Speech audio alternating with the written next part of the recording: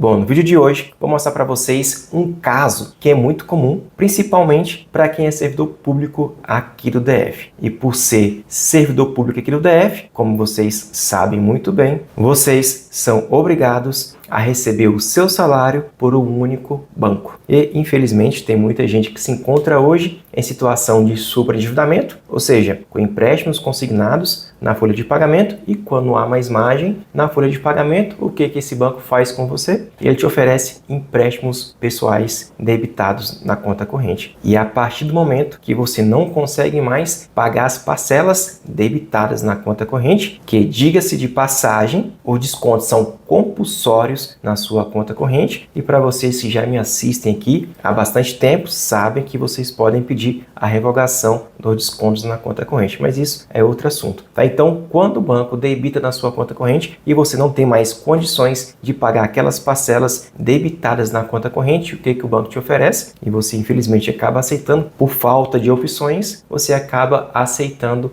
as antecipações de salário, antecipações de férias, antecipações de 13º e antecipações de restituição de imposto de renda. Fora que também o banco desconta na sua conta corrente o valor da sua fatura do cartão de crédito. Tá? Então, quando você chega nessa situação de superendividamento, sempre vai aparecer aquele gerente muito gente boa que você já conhece há vários anos. Aliás, você conhece desde o dia que você foi nomeado para esse concurso público aqui no DF, pois quando você foi nomeado, você foi obrigado a abrir uma conta bancária nesse banco. Não vou ficar citando aqui o nome do banco, mas vocês já imaginam que banco é esse. Então, aquele super gerente que se diz seu amigo, e é esse mesmo gerente que te ofereceu esses empréstimos consignados, esses empréstimos pessoais, que eles dizem lá que tem uma taxa especial para você. Tudo mentira, né? Já fiz outro vídeo também sobre isso, onde expliquei para vocês que gerente não é amigo de vocês. Gerente não é amigo de correntista. Se o gerente for seu amigo, ele pode ser seu amigo fora da agência. Dentro da agência, o gerente ele tem como única função trazer lucro para o banco. Tá? Então, um gerente que se diz seu amigo, ele jamais vai fazer qualquer operação bancária que traga R$1 de prejuízo para o banco. Se isso acontecer, esse gerente ele vai ser demitido. Tá? Então, esqueça essa ideia que o gerente é seu amigo. Quando eu digo amigo, é amigo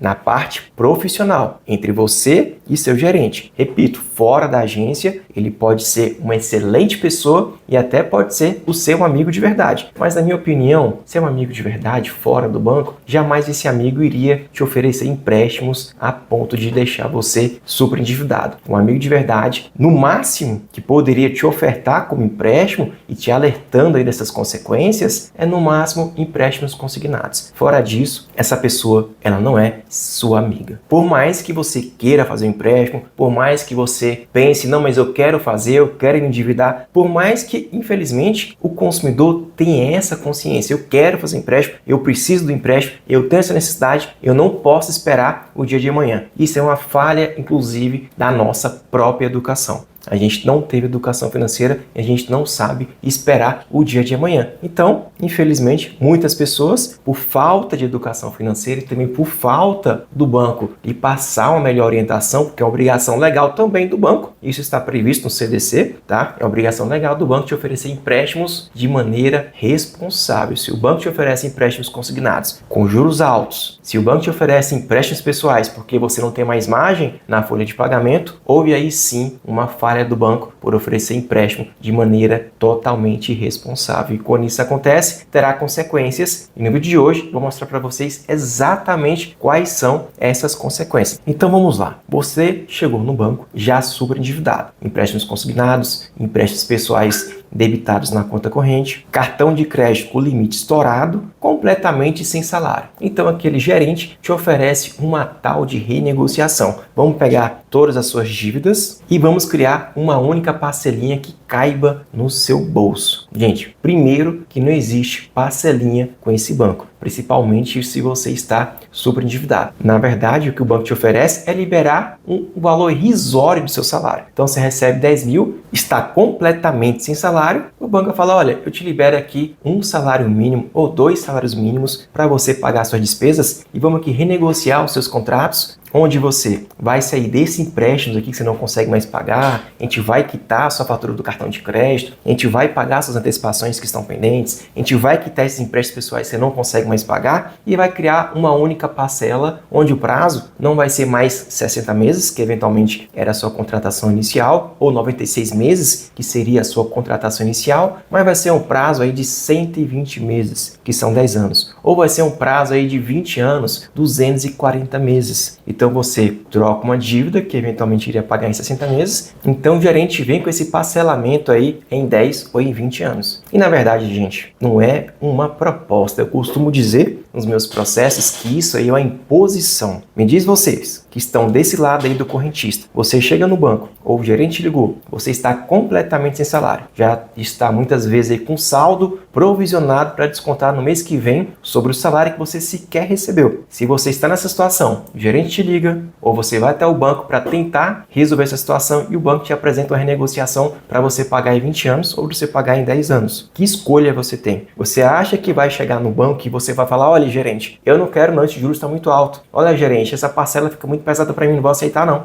Sabe o que vai acontecer se você falar isso? Nada. O gerente vai te falar, olha, essa aqui já é a parcela aprovada. Ou você aceita, ou você vai continuar sem salário. Infelizmente, na posição que você se encontra de ser obrigado a receber apenas por esse banco e o banco está retendo completamente seu salário, você não tem nenhuma opção. Claro que você tem a via judicial, mas estou falando aqui na parte administrativa. Você não tem nenhuma opção. Você não vai conseguir deixar de pagar aquelas parcelas, você não vai conseguir deixar de pagar a fatura do seu cartão de crédito, você não vai conseguir ficar inadimplente com o banco. Então me diga, que opção você tem de negociar com o banco? Que autonomia você tem sobre seu salário? Então, quando o banco te apresentar uma proposta, é aquela ou é aquela. Ou você aceita, ou se você não aceitar, mês que vem você está sem salário. Então, por isso que eu falo que essas renegociações que o banco te oferece, na verdade, é uma imposição. Ou você aceita, ou no mês que vem você vai continuar sem salário. Então, essa é a realidade para quem se encontra sobreendividado com esse banco aqui do DF. Você não tem nenhuma alternativa. Ou você aceita essa imposição com aquela parcela de 120 meses ou 240 meses, com aquela taxa de juros que você não pode questionar, você não pode falar nada, então você aceita, você continua sem salário. Então vem com aquelas promessas que vai liberar ali uma pequena parte do seu salário. Então eu até entendo quem chega nessa situação de aceitar essas imposições do banco, porque ou aceita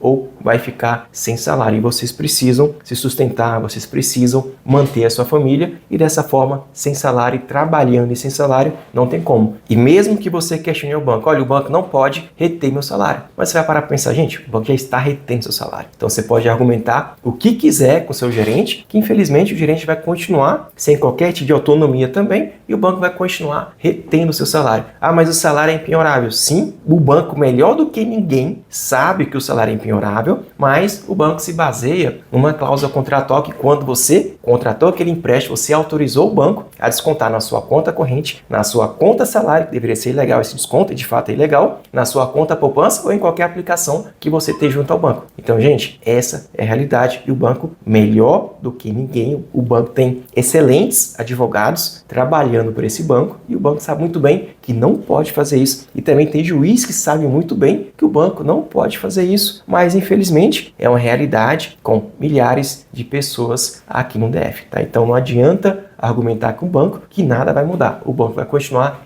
retendo completamente o seu salário. Então, passado por tudo isso, mesmo sabendo que o banco não pode reter seu salário, mesmo sabendo que você não tem escolha e você acabou renegociando o contrato com o banco, o mínimo que se espera dessa renegociação, já que o banco vai ganhar o dobro dessa renegociação, porque a realidade é o seguinte, se você deve ao banco 200 mil reais, você renegocia para pagar em 10 anos, você vai pagar 400, você vai pagar 500 mil reais. Então, o banco já vai ganhar muito em cima de vocês. Mas o que está por trás disso é muito pior. Não basta essa imposição, não basta o banco impor os juros qualquer no seu contrato, não basta o banco impor a parcela qualquer na sua conta corrente, imposta, debitada compulsoriamente na sua conta corrente. Se não bastasse que o banco vai ganhar 2 ou 3 vezes ou até 5 vezes o valor do seu empréstimo, o banco ele não se dá por satisfeito só nisso, tá? Então vou mostrar um caso para vocês que é muito comum. Toda vez que você vai fazer uma renegociação, sabe o que é isso? Na verdade, ser um novo empréstimo. Então, exemplo, se você deve ao banco R$200.000, o banco ele pega R$200.000, te empresta para quitar aquela dívida de R$200.000. Tudo ok. Mas sabe qual é a falha do banco? Você não deve R$200.000. Você deve R$200.000 se você for pagar aquele contrato até o final. Um exemplo, você só pegou com o banco R$100.000 e iria pagar 200 mil por conta dos juros. Quando o banco te empresta 200 mil para você quitar essa dívida de 200 mil reais, o que o banco tem que fazer? Ele tem que fazer a liquidação antecipada do contrato. E quando se faz a liquidação antecipada do contrato, que é previsto também no CDC, qual a consequência disso? Você não deve mais 200 mil reais. Você chegou no banco, olha, eu quero quitar esse meu empréstimo aqui, que é de um total de 200 mil reais. O que o banco tem que fazer? Realizar essa liquidação antecipada. Então não vai ser 200 mil, vai ser 150 mil, vai ser 120 mil, vai ser 130 mil reais. É um valor muito menor do que você iria pagar se fosse pagar aquela contratação até o final. E quanto maior o prazo que você está antecipando, maior o desconto. Então, se era o empréstimo que você fez 100 mil reais, iria pagar em 10 anos, por exemplo, se você vai liquidar aquele empréstimo depois de alguns meses, o desconto é muito alto. Então, você vai pagar um valor muito próximo ali dos 110 mil, dos 120 mil reais. Agora, já pagou muitas parcelas? Aí sim, o desconto é menor. Então, e isso não acontece. Em muitos casos, o banco não tem feito a liquidação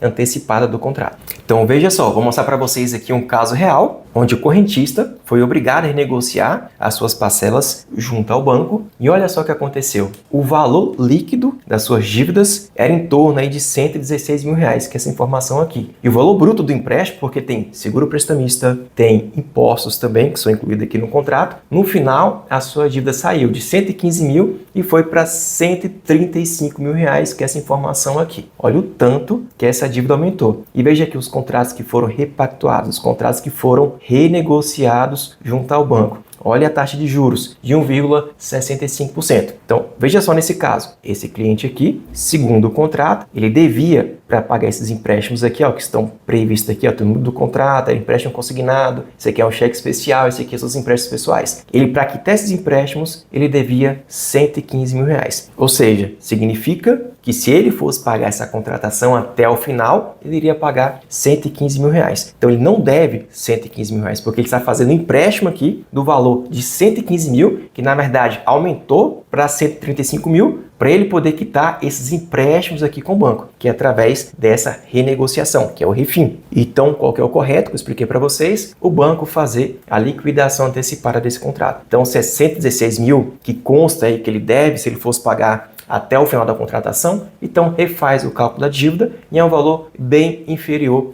a esses 116 mil reais. E essa é uma realidade que é muito comum. Tem muitos contratos que eu já notei que de fato o banco não faz essa liquidação antecipada. Ele pega exatamente o saldo devedor, que já tem juros, já tem os encargos eventualmente pelo atraso, faz o empréstimo daquele valor para você quitar uma dívida com o próprio banco e você sai de uma dívida de 115 mil, que é o caso aqui, e você vai pagar 2 ou 3 vezes o valor dessa dívida. Nesse caso aqui, ele vai pagar para o banco 120 vezes de R$ 2.248,69. R$ 269.842,80. Veja só, que ele fez o empréstimo líquido de 115 mil reais e bruto de 135 mil reais por conta do seguro prestamista, que é uma cobrança que também pode ser discutida na justiça, é uma cobrança que a gente entende que é legal. Se por acaso o banco não te deu nenhuma faculdade, você escolheu uma outra seguradora e te impôs ali aquela seguradora que é vinculada ao próprio banco e pior, é uma garantia do próprio banco. Então, se houver um falecimento, houver um sinistro, quem está garantido é o próprio banco, tá? Então, é uma garantia e é um benefício exclusivo do banco. Então, por isso que você tem o direito de discutir esse seguro prestamista pela via judicial. Então, veja só, ele vai pagar mais do que o dobro da dívida por conta dessa renegociação que não houve a liquidação antecipada do contrato. E sabe qual foi o resultado do processo que ele ingressou contra esse banco? Então, veja só qual foi a sentença do juiz. Ele entendeu que essa renegociação que foi oferecida, que foi imposta, na verdade, pelo banco, elevou a dívida inicial de 135 mil para para 269 mil. Já dobrou o valor, pois seriam pagos em 120 meses, 120 parcelas de R$ 2.248. Essa discrepância, segundo o magistrado aqui, entre o valor financiado e o valor total a ser pago é um contexto de consolidação de dívidas pré-existentes, ou seja, eram suas dívidas antigas que ele estava renegociando com o banco, levando a ele a sérios indícios de que a renegociação não promoveu a liquidação antecipada dos contratos anteriores com a redução proporcional dos juros, que é exatamente o que eu expliquei para vocês, conforme previsto aqui no artigo 52, parágrafo 2º do CDC, gerando assim uma onerosidade excessiva e injustificada para o consumidor. Aqui o juiz fala também que era obrigação do banco, na oferta dessa renegociação, repito, não é uma oferta, é uma imposição para vocês, era obrigação do banco realizar uma avaliação de crédito de forma responsável, considerando o real impacto da parcela mensal que foi contratada na renegociação, que foi de R$ 2.249,69, em sua renda líquida de R$ 5.125, o que representa um comprometimento de mais de 43%, quase 44% do seu salário líquido. Isso aqui já é o líquido, ele já tem empréstimos consignados na folha de pagamento e esse aqui é o salário que é acreditado na conta corrente. Então, segundo o magistrado, entendeu que a atitude do fornecedor de crédito de renegociar uma dívida em termos que mantém ou até agravam o comprometimento da renda do consumidor, que já está em uma situação de superendividamento, sem demonstrar o cumprimento integral dos deveres de informação e de avaliação do crédito responsável, que está previsto aí no artigo 54, de inciso 1 e inciso 2 do CDC. Configura, portanto, aí uma violação também ao artigo 39, inciso 5º, que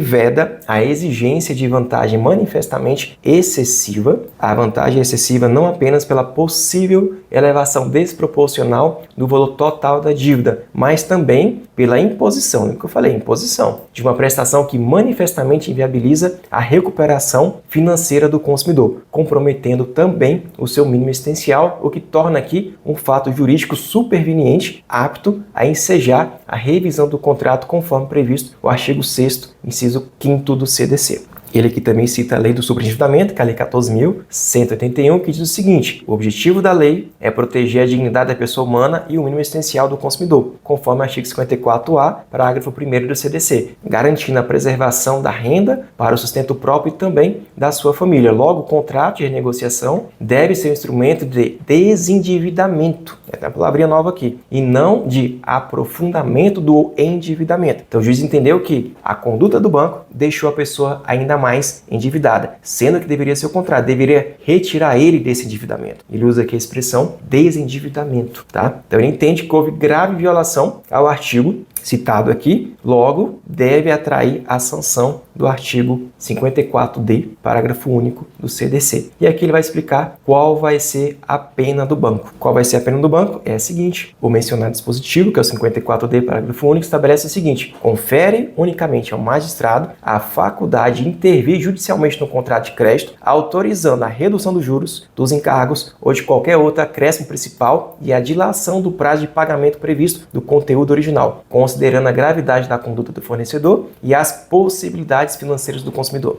No caso em questão, a gravidade da conduta reside na concessão de um instrumento de crédito que, sob o pretexto de renegociação, que eu expliquei para vocês, não, vamos renegociar aqui sua dívida para resolver a sua situação de superendividamento. Na verdade, não resolveu nada, deixou a pessoa ainda mais superendividada. Foi essa a conclusão aqui do magistrado. Com a manutenção de uma parcela incompatível com seu salário líquido, potencialmente o aumento na dívida, que saiu de 135 mil para 270 mil reais. Então o juiz entendeu que a fixação de uma parcela de R$ 2.248 sobre uma renda de R$ 5.125 compromete de forma irrecuperável o orçamento familiar, inviabilizando o adimplemento da dívida e a subsistência do devedor e também dos seus dependentes. E diz mais: embora o limite de desconto seja 30% ou 35% da remuneração seja uma baliza legal para empréstimos consignados, ele entendeu em aplicar essa mesma baliza aqui para empréstimo pessoal. Então, tal percentual serve como importante parâmetro para aferição à ocorrência de abusividade e comprometimento do mínimo existencial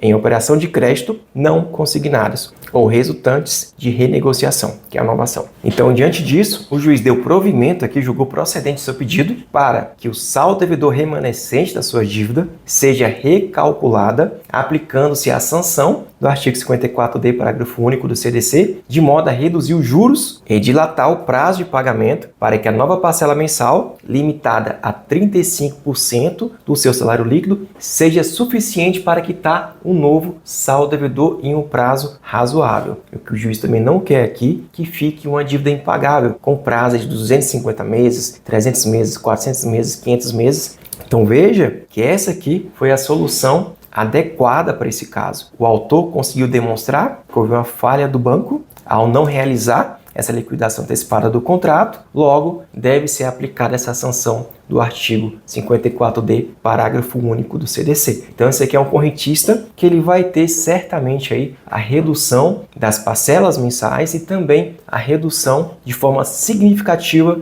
do seu saldo devedor. E com isso aí vai aliviar um pouco mais a sua situação financeira. Então vocês viram aqui um caso real que infelizmente é muito comum para você aí que é servidor público aqui do DF. Essa situação também pode acontecer com outros bancos. Então toda vez que você for negociar um contrato, veja se o banco está fazendo a liquidação ou se está fazendo a quitação antecipada dos seus contratos. Se o banco não faz isso, você tem que exigir que o banco faça a quitação antecipada do seu contrato e lhe dê um desconto, mesmo você fazendo uma renegociação com o banco, e como eu expliquei para vocês, trata-se de um empréstimo novo, logo tem que ser feita a quitação. Se o banco não cumprir isso, antes de assinar qualquer renegociação com o banco, abra uma reclamação no Banco Central ou abra reclamação também no site do consumidor.gov.br, você relate lá que você quer renegociar com o banco, mas o banco não quer fazer a liquidação antecipada do contrato. Ou se eventualmente não resolver e você infelizmente já assinou o contrato e você está nessa situação de ter feito a renegociação e o banco não ter feito a liquidação antecipada do contrato, você tem o direito de procurar um advogado ou procurar a Defensoria Pública e ingressar com a ação pedindo a revisão desse contrato. O banco tem que provar para o juiz que quando ele te ofertou e quando ele te impôs essa renegociação, ele fez a liquidação antecipada do contrato. Se ele não provar ou se ele não fez a liquidação antecipada do contrato, o juiz tem o dever de aplicar a sanção prevista no artigo 54D, parágrafo único do CDC. E deixo bem claro, isso aqui não é um processo por sobreendividamento, aqui não vai ser criado um plano de pagamento, aqui vai ser revisado de forma exclusiva um único contrato ou vários contratos que você renegociou com um banco ou com vários bancos também, tá? Então é essa informação que eu queria trazer aqui para vocês, é uma tese muito nova que eu já venho trazendo já há bastante tempo nos processos, os juízes estão adotando também essa tese e não é nenhuma tese, não é nada de especial, é apenas a lei. O que eu peço nos processos é apenas a aplicação da lei. Você está vendo aqui que eu não estou, por mais que a gente fale uma tese, mas uma tese que está prevista na lei. Então, se o banco aplicar a lei, se o juiz também aplicar a lei, você vai conseguir a revisão do seu contrato. Não tem nada de especial, é apenas a simples aplicação do CDC. Toda vez que alguém vai fazer a quitação de empréstimo ou vai quitar uma dívida, o fornecedor de crédito tem a obrigação de quitar de forma antecipada aquele contrato, lhe concedendo redução dos juros de forma proporcional, tá bom? Então essa informação que eu queria deixar para vocês. Se vocês gostam desse conteúdo, não se esqueçam de curtir o vídeo, se inscrever no canal e também, se você tem uma dúvida sobre esse assunto, deixe aqui nos comentários. E para fechar, meu nome é Emílson Alencar, sou advogado especialista em direito bancário e este aqui é o canal Advogado Sincero.